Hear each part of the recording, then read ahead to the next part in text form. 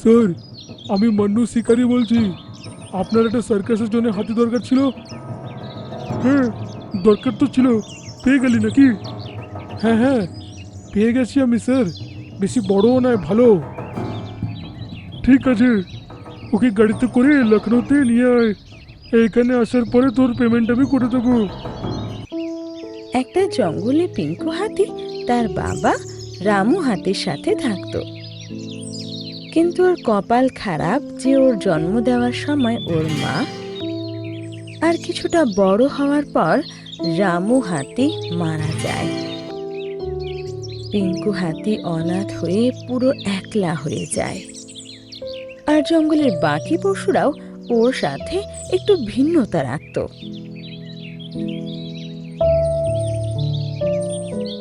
Hello বন্ধুরা, কেমন আছো? কি বললি তুই, বন্ধুরা?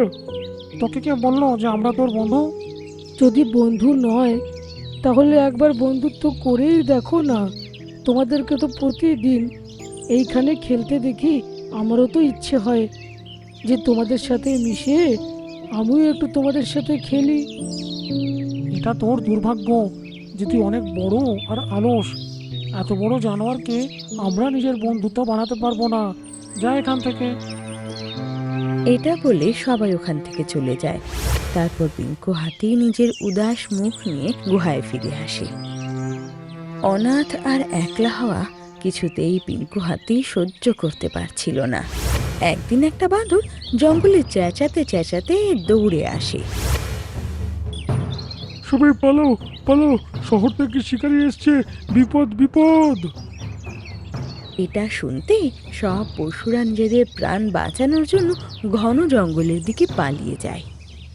আর শিকারি যখন জঙ্গলে আসে তো জঙ্গল খালি দেখে ও খুব অবাক হয়ে যায়।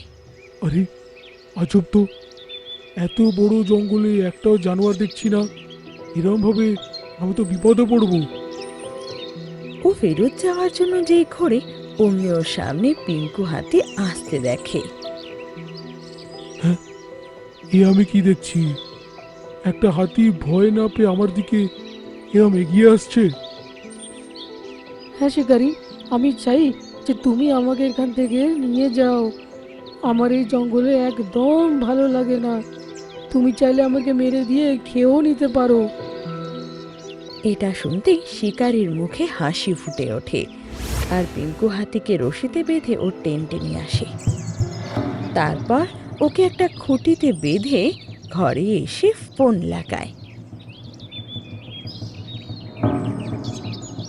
স্যার, আমি মান্নু শিকারি বলছি। আপনার একটা সার্কাসের জন্য হাতি দরকার ছিল। হ্যাঁ, দরকার তো ছিল। পেয়ে গেলি নাকি? হ্যাঁ হ্যাঁ, পেয়ে গেছি আমি স্যার। বেশি বড়ও নয়, ভালো। ঠিক আছে, ওকে গাড়িতে করে লখনৌতে নিয়ে আয়। এইখানে আসার পরে তোর পেমেন্ট আমি করে দেবো। হ্যাঁ হ্যাঁ, নিশ্চয়ই। এটা বলে শিকারী ফোন কেটে দেয়। তোর শুনে খুশি হবে যে তুই একটা সার্কাসে যাচ্ছিস। সেখানে খাবার দাবার থাকা সব কিছু অনেক ফ্রি। এটা শুনে পিঙ্কু হাতি একটু খুশি হয়, কিন্তু জঙ্গল ছেড়ে যাওয়ার দুঃখ ওর মনে বেশি ছিল। আমার হিসাবে তুই আর আমি মিলে একসাথে জঙ্গলে ঘুরি। কাল সকাল সকাল আমরা বেরিয়ে পড়বো। আরে বাহ, এটা তো ভালো হবে।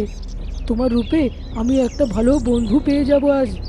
এবারও পিঙ্কু হাতির গলার দড়ি খুলে দেয়, কারণ ওকে বিশ্বাস করতে লেগেছিল যে ও পালাবে না। পিঙ্কু হাতি ওকে জঙ্গলের ভালো ভালো জায়গা দেখায়, আর শিকারীরও এতে খুব মজা লাগে। এভাবে ধীরে ধীরে দুজন পরস্পরের কাছে আসতে লাগে। শিকারীও ওকে ধীরে ধীরে নিজের বন্ধু মনে করতে লাগে। আচ্ছা পিঙ্কু, আমার মনে হয় না এরপরে তোকে ভুলতে পারবো। তুই একটা জানোয়ার, কিন্তু আমার অনেক ভালো একটা বন্ধু হয়ে গেলি আজ। আমিও তো সেটাই ভাবছি। যখন তুমি আমার সাথে থাকবে না তখন অন্য মানুষরা কি ব্যবহার না করবে আমার সাথে। আরে তার চিন্তা করো না তুমি। সার্কাসের মালিকের সাথে কথা বলবো, ও তোমাকে খুব ভালো করে রাখবে। আর সপ্তাহে একবার তোমার সাথে দেখা করতেও আসবো আমি। এটা শুনে পিঙ্কু হাতি এবার খুব খুশি হয়ে যায়। পরের দিন শিকারী পিঙ্কু হাতিকে জঙ্গলের সীমানায় দাঁড় করানো গাড়ি অবধি নিয়ে যায়। ও একবার ঘুরে নিজের জঙ্গলকে দেখে, তারপর বুকে পাথর চাপা দিয়ে খাঁচায় ঢুকে যায়। তারপর মন্নু শিকারিও গাড়ি চালাতে শুরু করে। কিছু দূর গাড়ি চালাতেই মন্নু শিকারীর মনে হয় আরো সঙ্গে সঙ্গে সার্কাসের মালিককে কল করে। আচ্ছা স্যার, একটা কথা বলুন তো, আপনার সার্কাস তো কানপুরে আছে, তাহলে লখনৌতে হাতিটাকে কেন পাঠাচ্ছেন?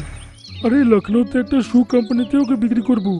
ওর চামড়ার খুব ভালো জুতো বানানো হবে, আর তার দামটাও আমি খুব ভালোই পাবো। এটা শুনে মন্নু শিকারীর খুব রাগ হয়। আরে আপনি তো বললেন সার্কাসের জন্য আপনার হাতি চাই, তাতে তোর কি বে? তুই তো তোর টাকাটা পেয়ে যাচ্ছিস না, চুপচাপ লখনৌতে আন। এটা বলে ও ফোন কাট করে দেয়। এখন শিকারীর চোখে সেই সমস্ত মুহূর্ত ঘুরতে লাগে যেটা ও পিঙ্কু হাতির সঙ্গে কাটিয়েছে, কিন্তু তবু সে গাড়ি চালানো বন্ধ করে না। পরের দিন সকালে গাড়ি একটা জায়গায় এসে থামে। জায়গাটা জঙ্গল দেখতেই লাগছিল, কিন্তু পিঙ্কু হাতির সেই জঙ্গল থেকে অনেকটা আলাদা। শিকারী গাড়ি থেকে নামে আর পিঙ্কু হাতিকে বলে, পিঙ্কু হাতি, তুই বাইরে বেরোতে পারিস এখন। কিন্তু এটা তো কোনো শহর নয়, এটা তো জঙ্গল।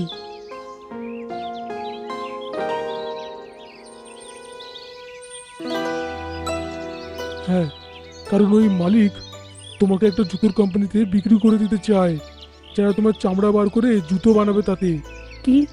হ্যাঁ, কিন্তু তুই তো আমার বন্ধু, তাই না? তাই তোকে তো আমি মরতে দিতে পারি না, তাই এখানে নিয়ে এলাম তোকে।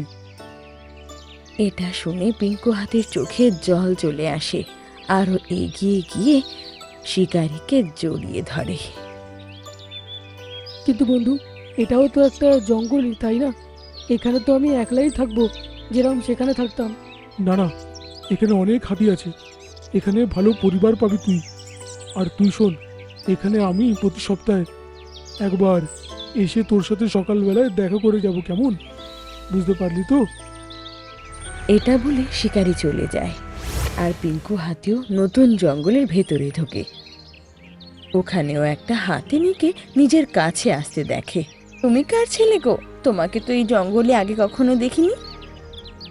এটা শুনে পিঙ্কু হাতি ওকে ওর সব ঘটনা জানায়, আর সেই হাতিনীও নিজের চোখে জল এনে বলে, তুমিও নিজের মা বাবাকে হারিয়েছ, আর কয়েকদিন আগে আমি আমার সন্তান হারিয়েছি। আজ থেকে তুই আমার ছেলে, আয় আমার সাথে। এখন থেকে তুই আমার সাথে এই জঙ্গলে থাকবি। এটা শুনে পিঙ্কু হাতি খুব খুশি হয়, আর ওর সাথে ওর ঘরে চলে যায়। এই জঙ্গলে ও নিজের বয়সের আরো অনেক হাতি পায়, যারা ওর বন্ধু হয়। এভাবে ও নিজের মা ফিরে পায়, আর বন্ধু পাওয়ার ফলে জীবন আরো খুশির হয়ে ওঠে। এরপর থেকে রোজ শিকারী জঙ্গলের সীমানায় ওর সাথে দেখা করতে আসতো, আর পিঙ্কু হাতিকে খুশি দেখে ও ভীষণ খুশি হয়ে যেত। কি করে খারাপ ভাববো না? লোকেরা আমার এটা নিয়ে কথা শোনায় যে আমার আওয়াজ নেই, এতে আমার কি দোষ? মিঙ্কু ময়ূর একটা গাছের পাশে বসেছিল। তখন চুন্নু মুন্নু দুই পাখি ওর কাছে আসে। মিঙ্কু কাকা, আমাদের একটা গল্প শোনাও না, তোমার গল্প শুনতে আমাদের খুব ভালো লাগে। ঠিক আছে বাচ্চারা, আজ আমি তোমাদের এমন গল্প শোনাবো যাতে তোমরা জানতে পারবে যে আমাদের ভয়ও আমাদের জন্য অনেক দরকার হয়। তো শোনো, একটা টিয়া পাখি ছিল যার নাম ছিল চিরকুট। যবের থেকে ও জন্ম নিয়েছিল, ওর একটাই সমস্যা ছিল। কি সমস্যা ছিল কাকু? আরে ধৈর্য ধরো, সব বলছি, মাঝখানে কথা বলো, এরকম ভাবে টুকো না। হ্যাঁ, আমি একে বলেছি যখন কাকু গল্প শোনাবে তখন মাঝখানে বলবি না। হ্যাঁ, ওই টিয়া পাখিটা একটাই সমস্যা ছিল যে যবের থেকে জন্ম নিয়েছিল ও কথা বলতে পারতো না, কোনোদিনও বলতেও পারেনি। চিরকুট একদিন গাছের শাখায় বসেছিল, আর আশেপাশের পাখিরা ফল খাচ্ছিল। এই পাখিরা কত ভালো ভালো ফল খাচ্ছে, যদি আমিও এরকম ফল খেতে পারতাম। পাখিরা চিরকুটকে দেখে বলল, আরে দেখো দেখো, এই চিরকুট টিয়া পাখিটাকে দেখো, এ এমন টিয়া পাখি যে কথা বলতে পারে না। আমি কখনো কথা না বলতে পারা টিয়া পাখি দেখিনি। এরাম আবার পাখি হয় নাকি? আরে চিরকুট, কি দেখছিস? তোরও কি এসব ফল খাবার আছে নাকি? আচ্ছা নে, খা খা, নে খা। চিরকুট ফল নেওয়ার জন্য আগে এগোয়, তো ওই পাখি ফল ফেরত নিয়ে নেয়। হ্যাঁ, এত তাড়া কিসের রে তোর চিরকুট? শোন, গান গে শোনা। শুনেছি তোর গলার আওয়াজ খুব মধুর। এরম বলে সব পাখিরা হাসতে থাকে, কিন্তু চিরকুটের মন খারাপ হয়ে যায় আর উড়ে ও অন্য গাছে চলে যায়। তখন চিংকি পাখি উড়ে চিরকুটের কাছে আসে। আমি সব কথা শুনে ফেলেছি যেটা ওই পাখিরা তোমাকে বলছিল, কিন্তু তুমি খারাপ ভেবো না। চিরকুটের চোখ থেকে জল পড়তে থাকে। কি করে খারাপ ভাববো না? লোকেরা আমার এটা নিয়ে কথা শোনায় যে আমার আওয়াজ নেই, এতে আমার কি দোষ? চিংকি বলে, আমি তোমার সাহায্য করতে পারি। আমি এমন পাখিকে চিনি যে তোমার সাহায্য করতে পারবে।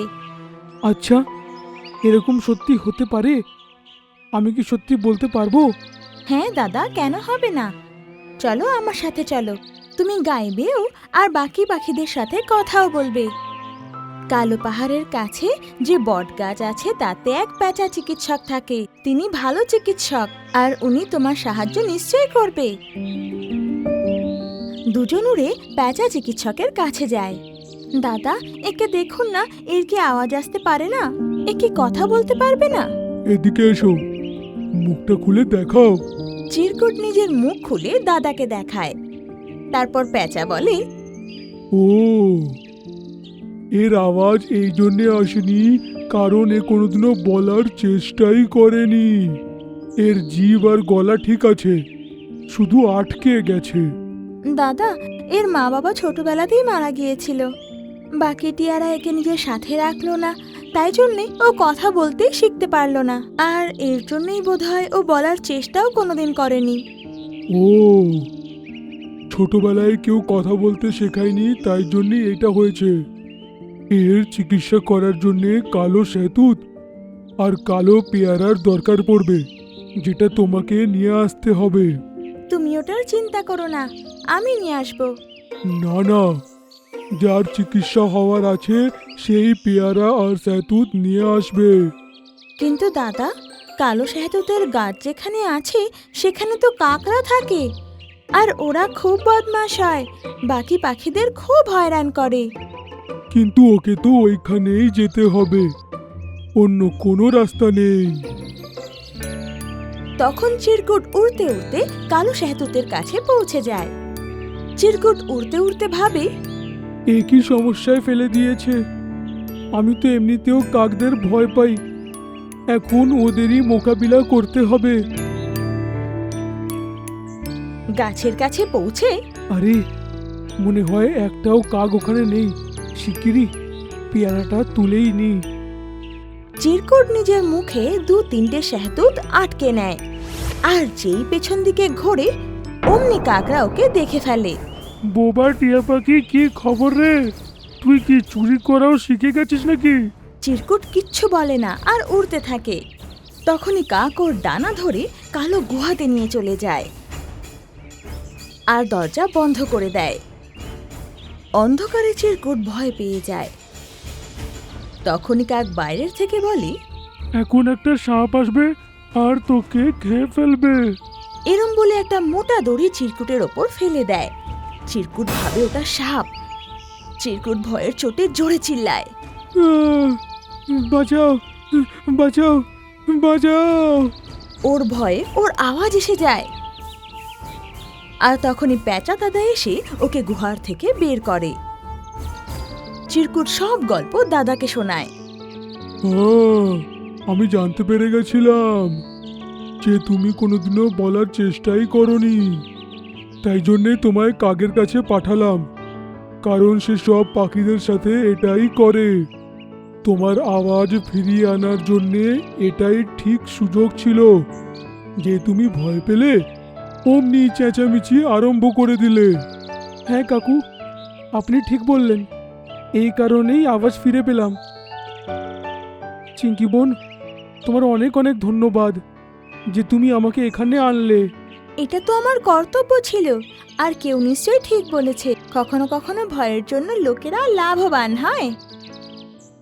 তাহলে চুন্নুমুন্নু, তোমরা কি শিখলে আর গল্পটা কেমন লাগলো? গল্প খুব ভালো লাগলো কাকু। আর আমরা শিখলাম যে ভয়টাও দরকার হয়, ভয়ের জন্যই তো আমরা সাহস করে লড়তে শিখি। আচ্ছা কাকু, এখন আসি, আবার আসবো তোমার কাছে।